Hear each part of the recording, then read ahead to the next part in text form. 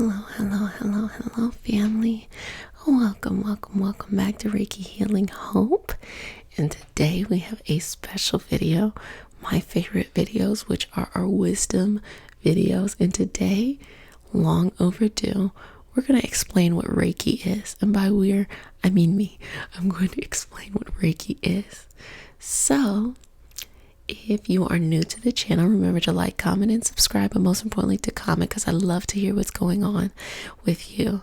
I only ask that if you do comment, you comment only for the highest vibrational good, so that we keep this community a safe community for all of us. So as we do in every one of our practice, we started out with a prayer. It is not a religious prayer, just a prayer to connect us as in our own healing and community in our spiritual path. So, consent matters. Do I have your permission to say a prayer? Okay. May I take your hand? Okay. Dear Mother, Father, God, and all of our highest good, please connect us to the Reiki Masters, the Ascended Masters, Master Jesus, Master Buddha, Master Katumi, the Archangels, the Ancestors, Spirit Guides, Spirit Animals, our lineage, Sacred Masculine and Divine Feminine balanced, and all for our highest vibrational good only. May we be able to go forward in our healing path with the most open heart and unconditional love and compassion towards ourselves, and allowing that energy to be towards others. I say all of this in the name of I Am Ashe.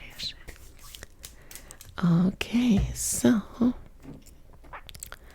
let's just do some symbols to open up the space.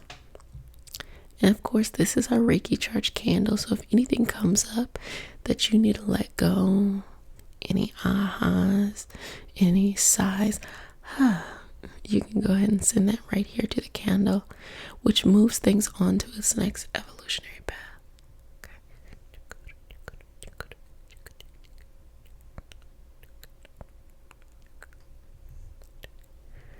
Okay, 3 deep breaths for me. 2 more. Final breath. Great job. Beautiful. So let's see.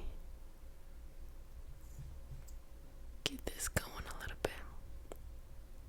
So, in our wisdom traditions, in our wisdom learning, we've done shamanism, numerology, astrology.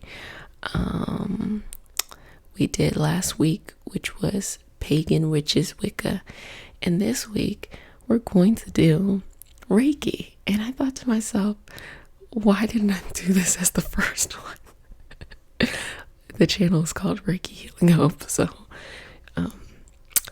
not the sharpest tool in the shed. But it's okay. So what I want to do first is I want to go over a history, and you all know I love my notes.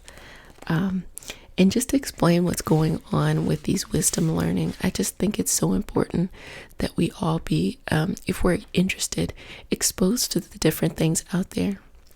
Even though the channel is called Reiki Healing Hope, I pull from other modalities, other lineages. I was connected into this metaphysic energetic work before I became a Reiki practitioner. So this is just my way of paying homage to all of these things and kind of demystifying some of the things. I know when I tell people that I am a Reiki practitioner, some people are like, oh, that's really cool. Can you do it on me? And then some people who are more religious are like, ooh, I don't know what that weird stuff you're doing. But once I explain it then is like, oh, you're just laying hands. We do that here at X, Y, and Z. Yes, this is what happens. This is what I talked about in shamanism, where you have this whole thing called shamanism popping up in all these different places in the world during a time where homonyms, specifically Homo sapiens, were very isolated from each other, but yet these similar things, though very different traditions, are popping up, in which we call shamans. Same thing here with this Reiki energy or the energy light work or light healing. It's not, just in Reiki. It predates Reiki. It's taken on different forms. We see this throughout history with the message of unconditional love. It's not just Jesus or a continuation of that with Muhammad. It's not just Abraham. It's not just the Buddha. Just taking this even further and further and further back. It's this, continuing flow that we in humanity have always had. And it just resurfaces at a new time and period for those to receive it when it needs to be received. So that's why if you are a part of a wisdom tradition or a religious tradition, Reiki is not one of those things in which you can't be a part of a religion. It's just sometimes people who are attracted to those kind of things are more spiritual and less religious.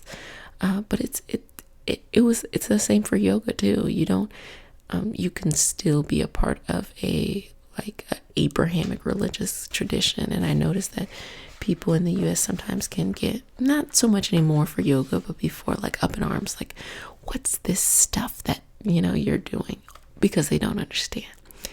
Long-winded thing of me saying they just don't understand. So let me jump into what Reiki is. Now, the word Reiki comes from two Japanese words, Rei, which means universe, and Ki, or Chi, which means life force. So we talk about this often, where our life force is being here in the center near our solar plexus. You'll see this as well as in Tai Chi when you're pulling from that energy force, as well as you'll hear people use the term prana, your energy work, or you're doing your pranayamas, which is your breathing work. So you're moving that energy throughout your body. So it comes from Rei, universal, so all, in Ki, which means life force, all life force. So it is called the universal life force, which is another word for God energy. So when we say universe, God, source, whatever you want to call it, God is not limited in only the view of religious views. God is all and everything, things unexplainable. I'm the first one to say that I'm not all knowing. I probably have some stuff wrong myself. But when we say universe or source, we're just saying all encompassing, things past our knowledge, but only for the highest vibrational good, unconditional love, compassion, forgiveness. Not these things of jealousy or anger. Those are very man-made things. Universe meaning the highest and the most open. And that's from my interpretation. I'm not necessarily saying that that's what all Reiki practitioners believe. That's just me. And I'm sure you believe your own as well. So it is a system of laying on hands, one of the most powerful of many such systems available today. Now, the reason why I use the example of laying on hands in the beginning is that you can see that in churches, that the laying of hands, the kind of comical thing is someone's in a wheelchair, and the reverend lays on hands and they can walk again. So that's kind of a very kind of exaggerated example. This is the laying on hands in which, in any modality of energy work, we're manipulating energy fields, energy forces in different ways. Sometimes it's electromagnetic, the electrical system, energy within itself. It's just a lot of different ways, different modalities focus on different energy systems. An energy system, for example, in what we use in Reiki, we're primarily using the chakra system. In acupuncture, they're using the energy system of the meridians. There's more and more and more energy systems in which different modalities will use some, one, a few, or, you mix and mingle in those things. So the laying of hands is using your energy force to manipulate what's going on there. So Now it says, how does it work? And briefly, it is an energy that flows through you but not from you. That's important. I'm going to come back to that. Through you but not from you, as the means through which the energy reaches the intended. You, the practitioner, are also a beneficiary of the healing power as well. So that when I say it flows through you but not from you, now I'm going to talk about the historical background of Reiki. Reiki came up in the late 1800s, and prior to that, the lineage it's coming off of would be Qigong. And so in Qigong, I am not a Qigong practitioner, so if those who enjoy Qigong or are a practitioner, feel free to correct me or add to it. My understanding is, it may be not exclusively to Qigong, but in other healing modalities, there's this idea that you are using your energy force in order to heal someone. That's why when you heal, you'll get tired or you'll get exhausted. And really what's happening there is you're using your life force. You're a cup, you're filled up and you're pouring it into someone. Reiki really focuses on being less aggressive. That's a more aggressive way to do or to work in the energy work. Reiki is less aggressive, and it's not about using your life force. It's about connecting with universe energy, connecting with God in order to, and I'll use the word petition or pray, in order to channel a universal energy bigger than you towards the person that you're trying to heal. But because you're channeling it to them, you also get that same light. So you are working with the energy around you in order to bring that universal energy down on that person. Now, we all have access to this. We all can call on God, universe, source, whatever you want to call it, in order to receive it in our lives. But when we go through trauma and we are in a perpetual state of a lower vibrational energy, we start to shut off. We start to feel misaligned in our chakras. And so we cannot receive. We mistakenly will not receive the energy of universe, God, source. Though, God has never left you. Universe, source has never left you. Source is always there. We are in such a state of imbalance that we start to close off to these things around us because we're being sucked more and more into that lower vibrational experience of anxiety, of depression, of trauma, of anger, of fear, of sadness, of all of these things, of insecurity, in surrounding ourselves. Once we get in that energetic pattern, we become a magnet of those who are the same too. So you can feel very stuck. It starts to accumulate in toxic relationships, those around you, things in which you feel like you cannot get over. We are closing ourselves off to God rather than God turning our backs on us. And I think that that's what people feel like, oh my gosh, why did, the universe turn its back on me? But it's really, we have to raise your vibrational state in order to feel God. The higher your vibrational state, the closer you are to God. The lower your vibrational state, the harder it is for you to receive. Because once you receive that higher vibrational energy, it is jolting.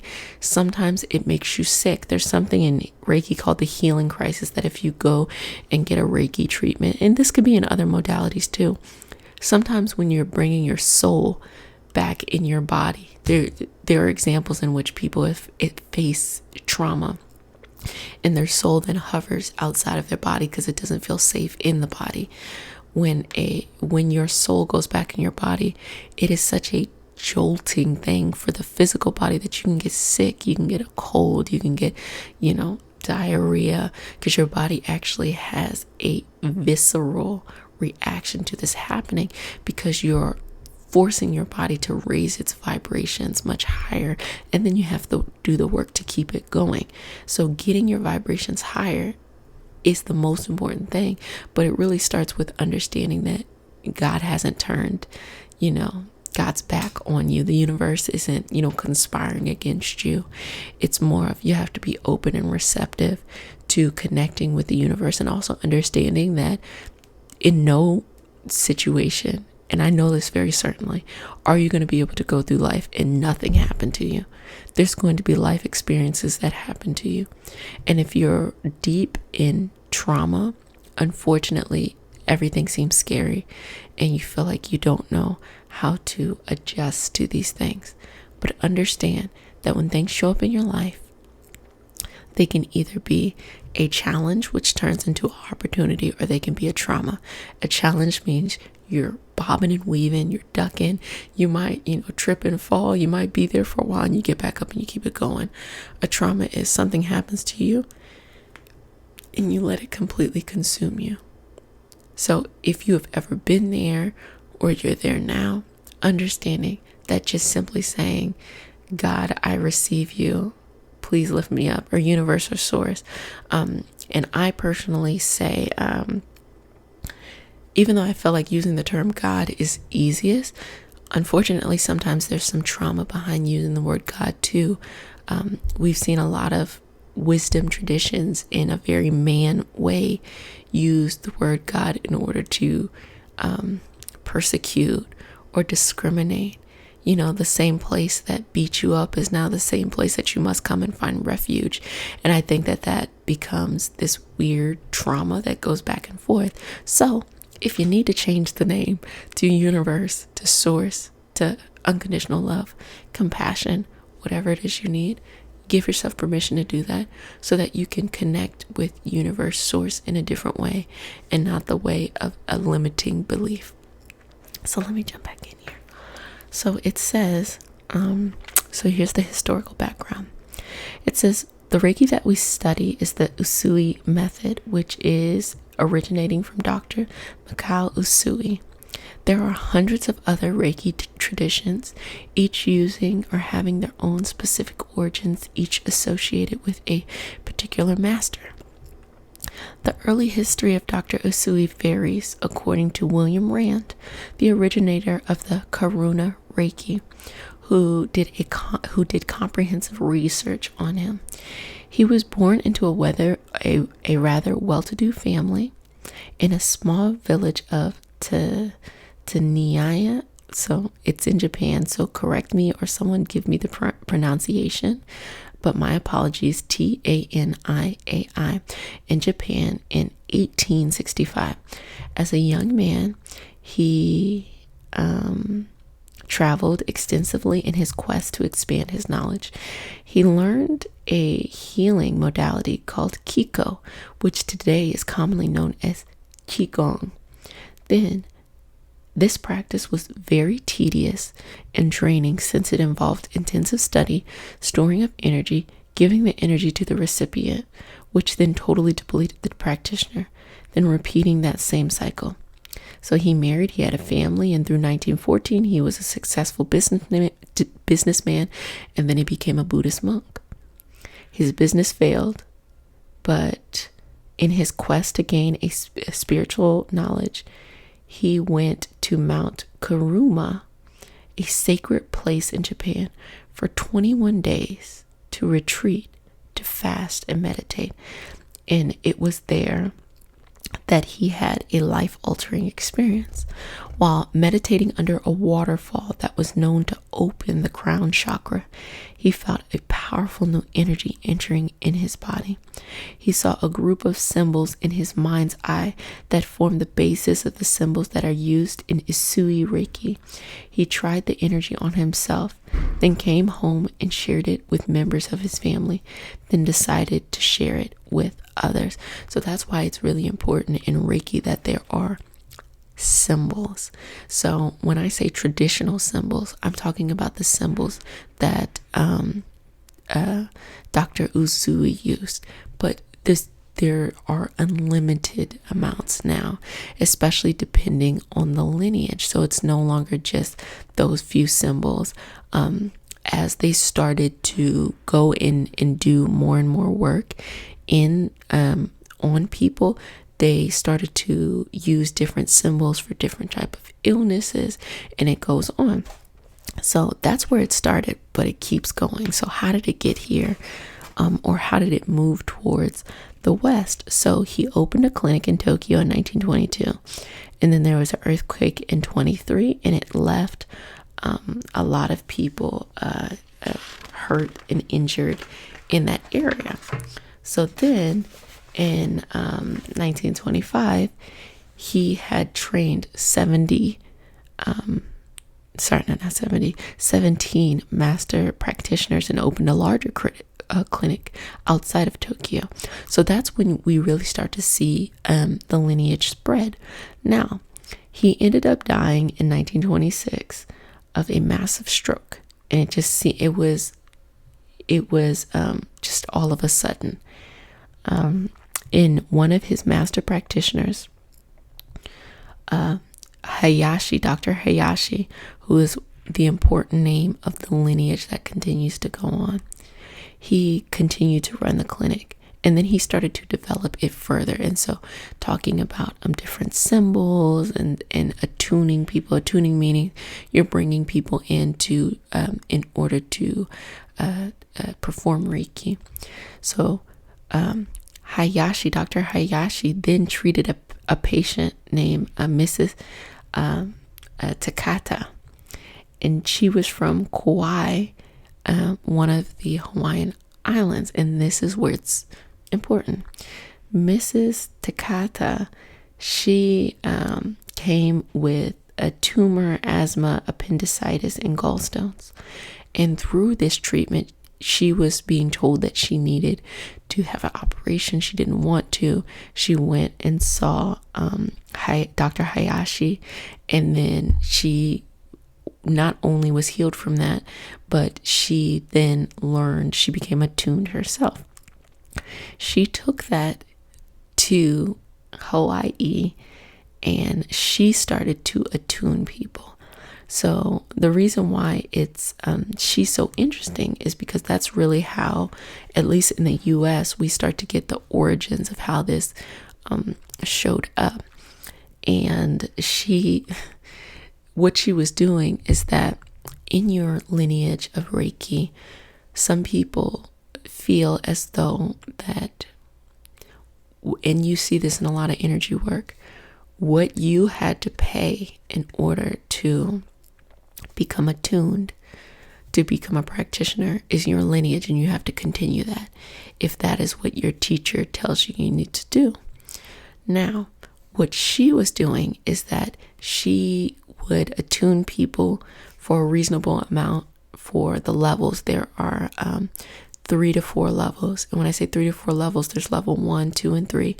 3 is Reiki, is the practitioner, and level 4 is the master teacher, and that means you're teaching others to then attune and how to heal. But some programs conflate 2, 3, and 4 together, as once you become a practitioner, you are a Reiki master teacher already. Anyway, so from levels 1 to 2, she would just charge a reasonable amount, but she charged $10,000 for Reiki level 3 because she wanted to uphold the respect of that lineage, and people were paying it. Nowadays, you're not going to go and pay that much for a level training. I paid $200 each level as kind of like the gift in order to have gratitude, and that was very inexpensive, much cheaper than what I paid to to go through my yoga training. But it really depends on the practitioner.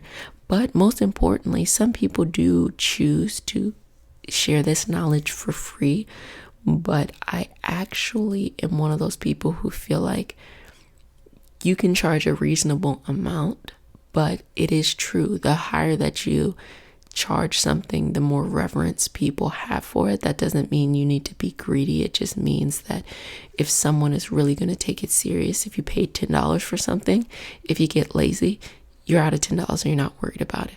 But if you paid $100 for something, you paid $1,000 for something, oh, you're going to figure it out. So it's less about the greed of it, though I'm sure there are people out there who are greedy, but in more about allowing the practitioner to really have reverence towards what they're doing. And it's a lineage, and it takes time and it takes practice. I share these videos with you all every day, and that's me still in my journey, always and forever, right? It's the community going back and forth. So that's kind of a little tidbit of that information. Now, where Mrs. Takata got a little scandalous, ooh, child, it's not just this $10,000, but in order to, when she was trying to get it to spread in the US, she wanted to validate Dr. Ensui. And so he was, as we know, a businessman who became a Buddhist monk. He, lived in the late 1800s, early 1900s. So this is not a relatively old system, relatively new. Things predated it. Clearly, he learned an energetic foundation from Qigong. So what was making him stand apart here is she started to make up these stories about who he was. And a part of the story in the US, and a part of the story was he had he was a professor at the University of Chicago. So random. He was a professor at the University of Chicago. He did X, Y, and Z. He is da da da da da. And she really was trying to build him up in order to appeal to the US market. And then, of course, people went back and did research and realized, no, I don't think he ever came to the US. None of that is true. But because of that, it kind of made people question, oh, okay, so it all must be a lie, which is not the case. But then on the reverse, which was by just saying, his actual lineage, this is what he did, X, Y, and Z, I guess it wasn't sexy. It wasn't, it didn't necessarily appeal to the US audience in the way that she wanted to. So it is what it is. We do know that he was a businessman that became a monk, and when he talks about Reiki, he's not saying that he invented these symbols. He's saying that there's symbols that existed before. It's an energy flow that predates him, and that there's a rediscovering specifically of the various symbols. So the symbols I use a lot in our healings, Chokore, Dakyomyo, Roku, Hashasen Chongyun, and just using those kind of symbols in the space. And they each represent different things. One is representing power, one is representing soul healing, distance healing, completion, emotional healing. So I'm using certain symbols depending on that, especially when I'm healing an actual person. I'm very